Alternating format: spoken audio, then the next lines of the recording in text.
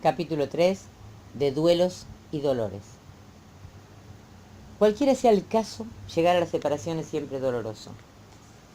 Provoca incertidumbre, enojo, miedo, desolación, que exigen de nosotras o de nosotros acciones para resolverlos y aliviar estos sentimientos, antes de poder emprender el nuevo camino. Duele separarse del pecho materno, duele separarse del piso para aprender a ponerse de pie.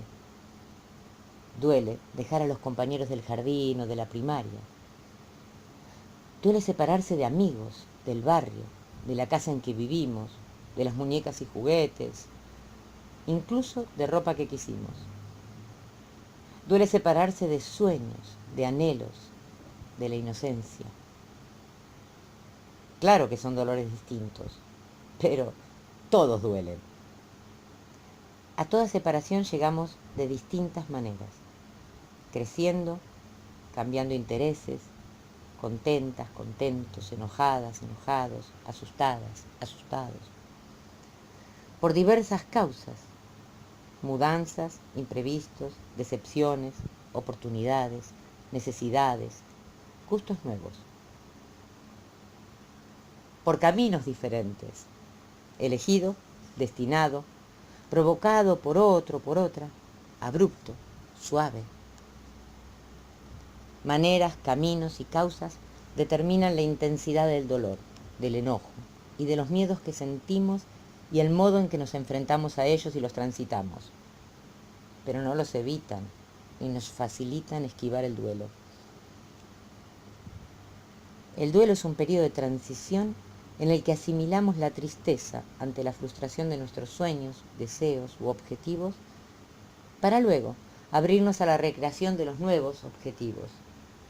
Implica por ello una reacción adaptativa normal, tanto emocional como física, mental y espiritual, ante la pérdida tanto del otro o de la otra, como de nuestro proyecto de vida. Su intensidad y duración son proporcionales a la dimensión y el significado de la pérdida, es decir, a cómo hayamos llegado a ella.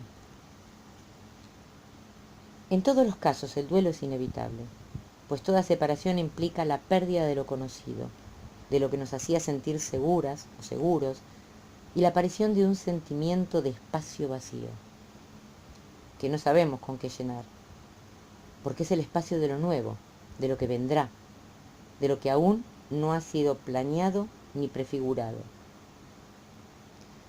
Y ante lo nuevo y desconocido, generalmente, por no decir siempre, sentimos miedo y para defendernos llenamos esos espacios de prejuicios, de juicios, de supuestos, con los que tratamos usualmente, sin darnos cuenta, de negar la realidad a la que nos estamos enfrentando.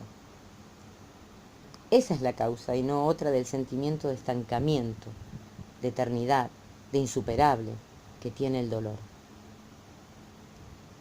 La vida, sin embargo, nos enseña que todo dolor tiene su final, pues por ley natural a cada muerte le sigue un nacimiento, a cada fin un nuevo comienzo.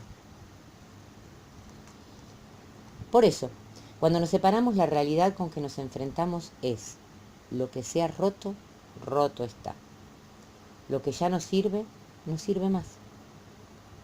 Y es que independientemente de las diferencias particulares, la separación en sí misma implica una muerte. Y toda muerte, sea de alguien o algo, produce dolor y requiere de un duelo. Puede ser, es verdad, que con el tiempo nos transformemos o se transforme en nuestro ex o nuestra ex y volvamos a reconstruir una nueva historia. O puede ser que cada uno, o uno u otro, o una u otra, construya una nueva historia de vida por su lado. En los dos casos estamos construyendo una nueva historia. Nunca es la misma. Nunca es una continuación. Comprender que este fin era necesario desde el punto de vista de la vida, que no es siempre el mismo que el nuestro, es el primer paso imprescindible para que empecemos a ponernos en movimiento. En el tiempo de dolor sentimos sentimientos, tristeza, ira, culpabilidad, soledad, autorreproche, miedo y a veces resentimiento, anhelos de venganza, devastación, impotencia. Sensaciones físicas, la boca seca, opresión torácica, vacío de estómago, dolores erráticos, inquietud, ansiedad, falta o exceso de apetito. Pensamientos, confusión, obsesiones, alucinaciones, temores, pensamientos negativos, vengativos, depresivos, preocupación.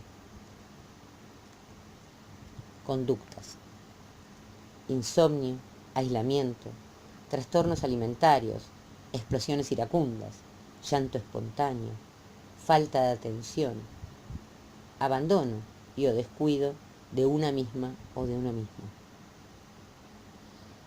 Ante todo esto, ¿qué hacer?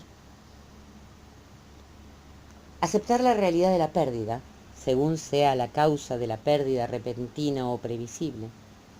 La aceptación será más o menos dolorosa y lenta. Experimentar el dolor y liberar las emociones, llorando, gritando y hablando todo lo necesario hasta poder aceptar los sentimientos e integrarlos. Reacomodar el ámbito en que vivimos, pues ahora la realidad ha cambiado y una buena manera de ayudarnos a transitar el cambio y comenzar a aceptarlo es modificando lo más sencillo, el sitio en que vivimos. Redefinir los roles dentro de la familia y la distribución de las responsabilidades, sobre todo cuando hay hijos de por medio. Y permitirse, sin juzgarse, el modo particular en que experimentamos el duelo, pues de la misma forma que existen muchas maneras de concluir una relación, también hay muchas de experimentar el dolor. Es importante tratar de comprender que las reacciones que tenemos durante el duelo son previsibles y por ende normales. Y también saber que aunque nos parezca por momentos lo contrario, lo cierto es que no nos volveremos locas o locos, ni sentiremos de ese modo para siempre.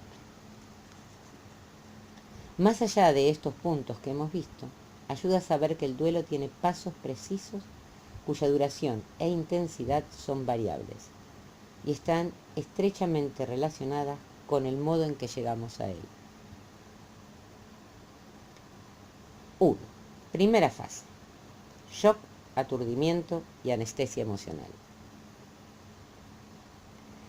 La primera reacción ante una separación del tipo que fuese suele ser la de incredulidad y desconexión emotiva. Se entra en una especie de bloqueo semejante a la reacción inicial ante cualquier mala noticia.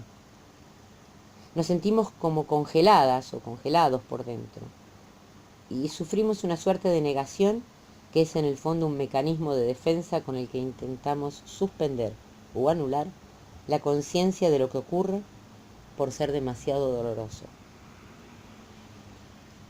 Este sentimiento puede suceder de forma intensa. Por ejemplo, cuando nuestra pareja inesperadamente nos es infiel o nos abandona. O leve, cuando el proceso ha venido plasmando lentamente. En ambos casos, en el momento preciso en que quedamos solas o solos y nos enfrentamos a esa realidad, nos sentimos como paralizados, paralizadas y con vértigo. Algunas o algunos logran llorar, gritar y expresar sus sentimientos, asumiendo que están dolidas o dolidos desde el comienzo. Hay casos que pueden caer en depresión al punto, a veces, de requerir medicación o apoyo terapéutico. Algunas de estas mujeres u hombres, por un periodo están tan ensimismadas o ensimismados en su dolor que no pueden asumir sus tareas y responsabilidades. Y si tienen hijos, no se sienten en condiciones de conectarse con ellos. Hay quienes llegan a tener ideas de suicidio ante el terror que les produce la muerte de su pareja y se sienten incapaces de aceptar la realidad. De esta no aceptación pueden surgir reacciones tales como enfermar, enloquecer de furia o de angustia, obsesionarse con deseos de venganza, incluso el deseo de matarlo o matarla, o perseguir a la expareja de modo completamente irracional. Otras parecen desbocarse de otro modo, es decir, se muestran alegres, incluso eufóricas o eufóricos, aliviadas o aliviados, como si de golpe recuperaran la libertad, y al no tener más testigos ni autoridades que le critiquen o señalen cómo actuar, o al haberse sacado de encima la pesadilla del ex o de la ex, recuperasen también la adolescencia con toda la irresponsabilidad que ella implica. Salen a pasear, buscan nuevas conquistas, cambian la forma de vestirse y comportarse, se muestran superadas o superados como si del pasado nada quedase pendiente, cuando lo cierto es que no logran hacer contacto con ningún sentimiento real.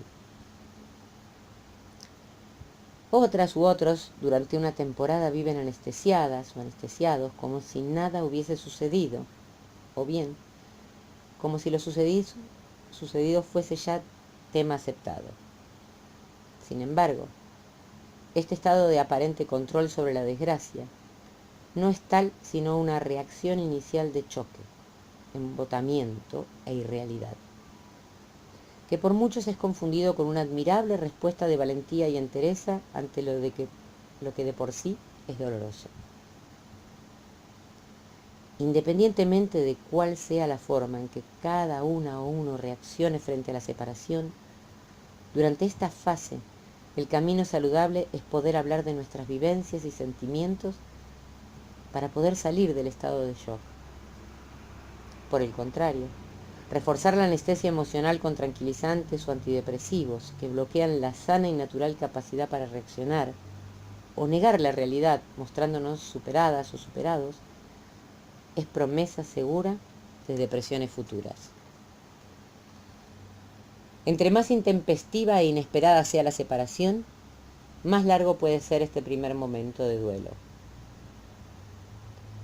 Algunas de nosotras o de nosotros pronto caemos en la cuenta de la realidad a la que nos enfrentamos. Otras u otros demoran más, semanas o meses, antes de poder sentir en toda su dimensión la ruptura. Cuando el proceso de separación se ha atravesado durante la convivencia y se lo ha ido elaborando, llorando, sufriendo poco a poco, el momento concreto en que se define no implica un duelo agudo, pero de todos modos se transita una instancia de desconcierto y shock ante lo nuevo que se enfrenta. A esta instancia de transición le sigue el proceso de elaboración.